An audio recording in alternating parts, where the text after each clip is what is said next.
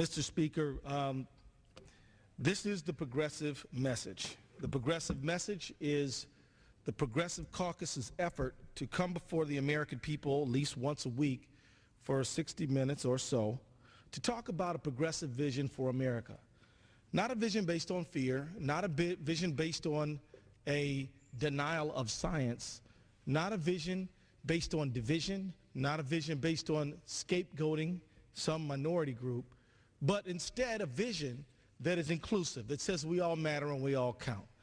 A vision that says science is something we should rely on and have some faith in and some real confidence in, because we understand that whether you come from a faith tradition or whether you don't, we have minds that we should use, and it's human nature to discover, inquire, and find out the facts.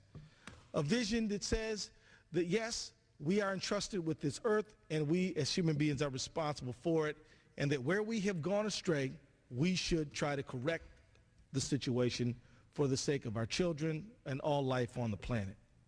A progressive vision where we come together every week and talk about things like civil rights, equal opportunity in the economy, where we talk about the struggle to end global warming, or at least try to slow it down, where we come and talk about progressive issues like this, like peace, like demilitarizing our society, like promoting dialogue, diplomacy, and development, like trying to resolve war through dialogue and not through conflict and fighting. These are the themes that we come together about with the progressive message every week. This is the Progressive Caucus that brings this message, and we have a website, cpc.grijalva.house.gov. Very, very important to stay in touch with this critical website, because it is this website that we rely on to communicate with the community around the country. Tonight, with the progressive message, we are going to come and talk about our nation's energy future. America has to embrace this idea that carbon emissions must be cut, and must be cut drastically. And it won't do just to act like there's no such thing as global warming and deny the science that proves that not only does it exist, but it's caused by human behavior. We're here tonight to say it doesn't make sense to say that, hey, look, we can't do anything about global warming because it might in some way hurt our reliance on coal, because some people make a lot of money selling coal. Look, if coal and the use of coal is out of step with the needs of our environment, then we have to find alternative sources of energy in order to make it.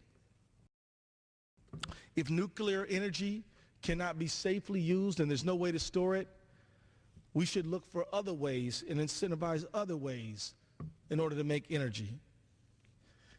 The fact is, by whipping out fear, hysteria around cap and trade, and coming up with clever slogans, which I'm not even going to repeat or dignify, the fact is that we're simply delaying the inevitable, which is the gradual acidification of our oceans, the acceleration of melting of of our Arctic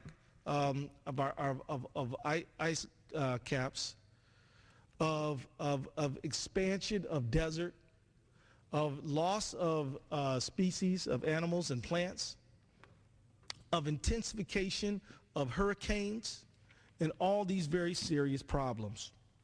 The scientists all agree. Only people who don't want to listen to science don't agree. And yes, we have some of them here.